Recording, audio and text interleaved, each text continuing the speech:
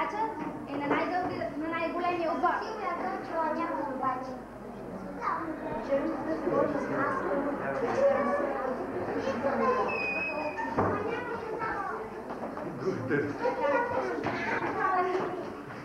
Така, последно бързо. При две.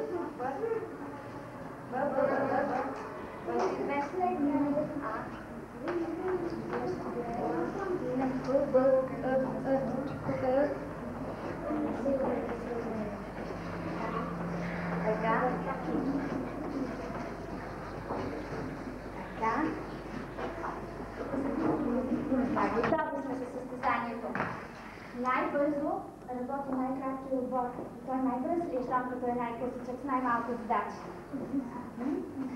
Не е най-бърз. Всички работиха много бързо. Така затова предлагам ви да полетим всички заедно с тези малки космически ракети в космоса, само че назад във времето.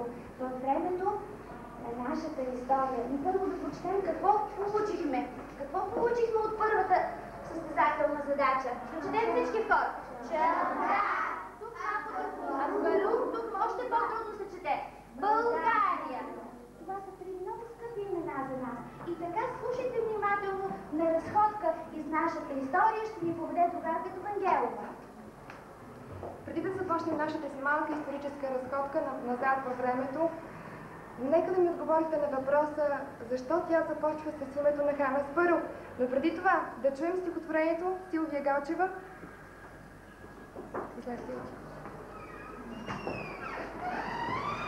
Аспаруховият конник. Конникът дошъл от север, спря на Дунавския бряг, като тръстъпнали посеви и огнища ален мак.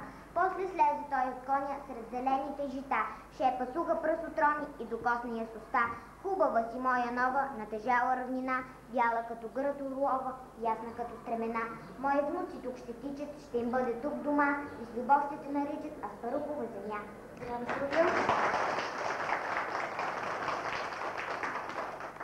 И така да си отговорим на въпроса. Защо свързваме тези две имена? Хан Аспарух и България. Какво ги свързва? Росен? Тези две имена ги свързват, защото хан Аспарух е създал българската държава. Добре, седи Росене. Кои древни племена заварва той по тези земи и свити със своята конница на юг от река Дунав?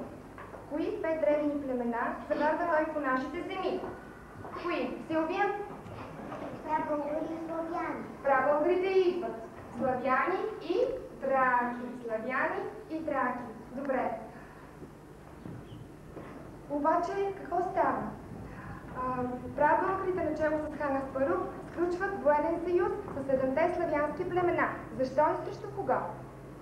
Защо и срещу кого? Нали? Те сключват военен съюз, защото... Срещу кого ви? Срещу коя държава? Византия. Точно така. Те сключват военен съюз срещу Византия, защото Византия е искала да присъедини земите на траките и на славяните в своята територия. Обаче какво става в последствие? Какво става в последствие с византийската войска? Какво става в последствие с византийската войска? Хайде? Кой побеждава? Радостина? Побеждава хан Аспарух. Побеждава войската на хан Аспарух. И какво трябвало да плаща византийски император на българите? Кажи, Христо. Трябвало е да плаща Да. Точно така. Византийският император Константин IV Кобонар е трябвало да плаща годишен данък на прабългарите. Действително с това е била призната съществуването на българската държава. През коя година е станало това? През коя година? Е признато съществуването на българската държава. Кажи, Диана. 581 година. Добре. Колко века съществува вече нашата държава? Колко века съществува? Колко века? Кажи знак. Нашата държава съществува 13 века. Така, затова ние всички с вас по националност какви сме по националност? Клара? Българи. Айде да не изучим. Ние всички по националност сме българи. За Затова първото стихотворение, което учи всеки първокласник в училище, това е стихотворението "Аз съм българче".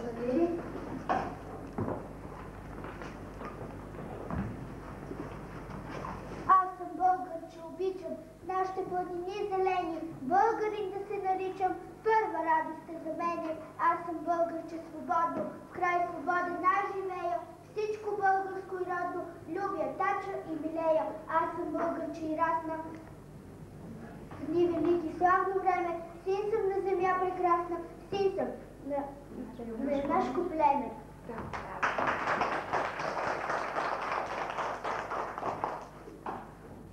Започва историята на българската държава.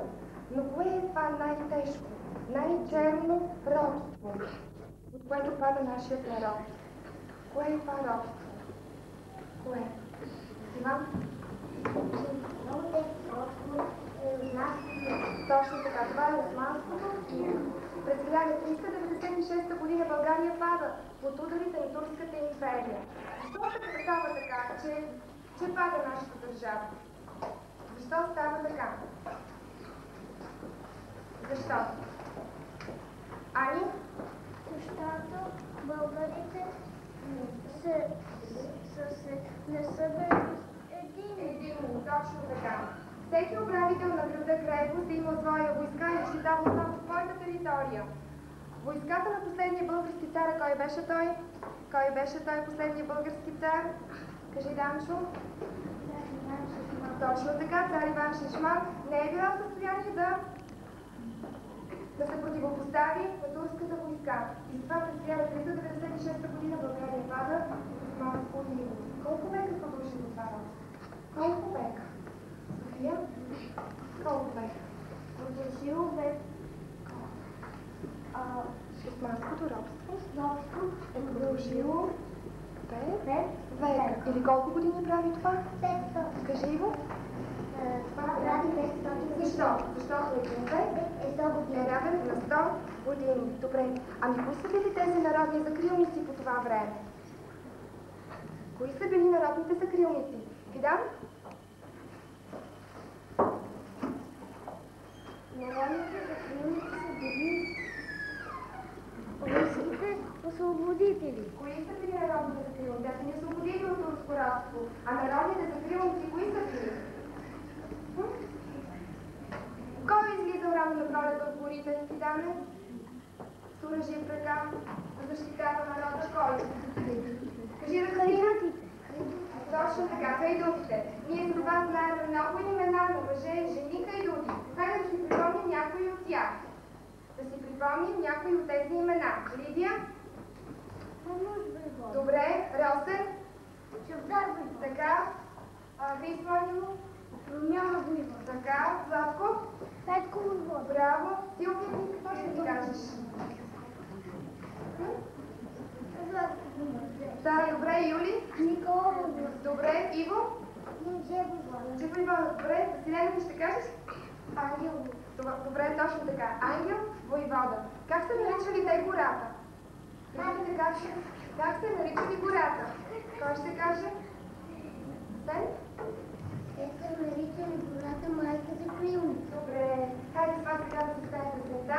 Четници се пишат. Четници се пишат. Четници се пишат в средеца града. Четници се пишат в средеца града. Горе зелена ти вода студена. Горе зелена ти вода студена. И си тихо дума, и си нещо казва. И си тихо дума, и си нещо казва. Горе зелена ти вода студена. Горе зелена ти вода студена. Който конче няма, конче му се дава. Който конче няма, конче му се дава. Горе зелена ти вода студена. Горе зелена ти вода студена. Който стабя няма, Стабя му се дава. който стабя няма,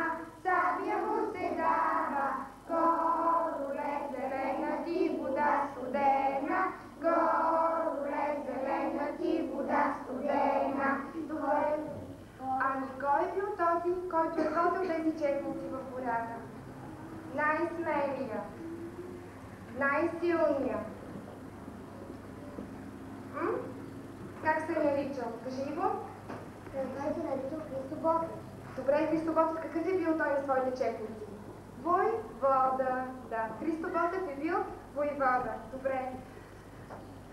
Народът е възпявал в много предания, легенди, техните подвизи. Едно такова стихотворение е написал и Христо Ботев.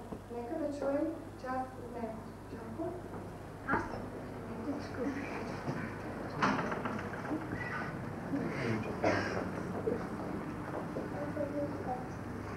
няма да ми дядо кавалък след теб да писна да пея песни юнашки хайдушки. Кой не знае, че е цар Войвода, кой не е слушал за него и страшен беше хайдути за чорбаджиите, ала за клети си ромаси, но вече всяка гледа. Добре. И така, какъв е бил Христо Ботев?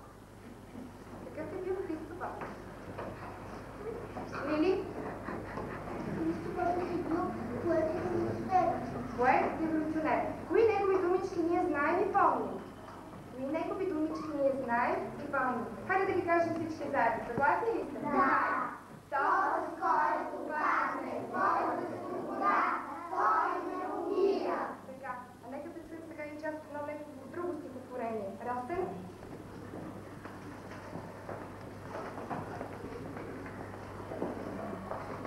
Държи на тръгва отива, но пътят е страшно славен. Аз може млад да загина, но стига ми тая награда.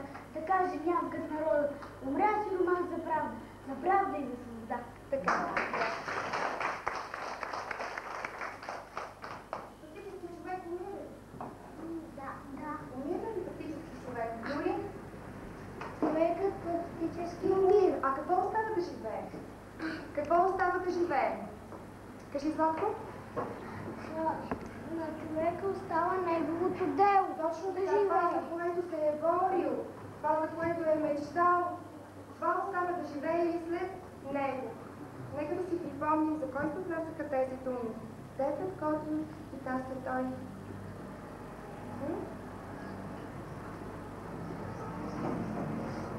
За кой беше?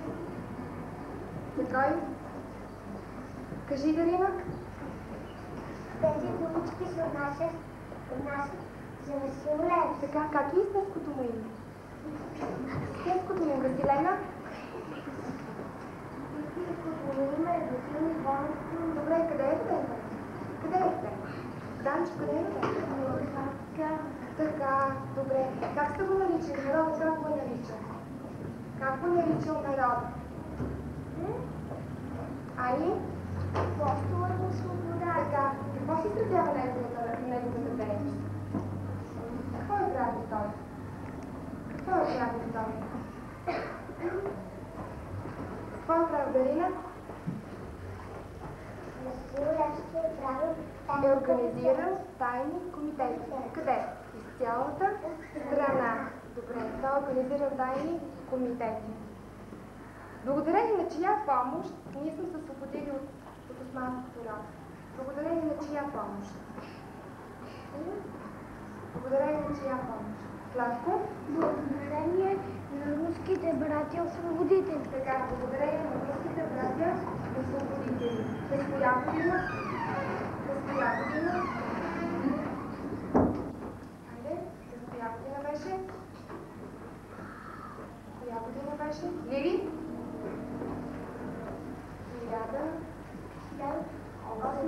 1878 година. Добре. На коя дата и къде е подписан мирният договор? На коя дата и къде е подписан мирният договор? Кое е малко градче? Христо Ангелов? Договорът е подписал малкото градче Сан Стефановски на 3 марта. Добре. С какво друго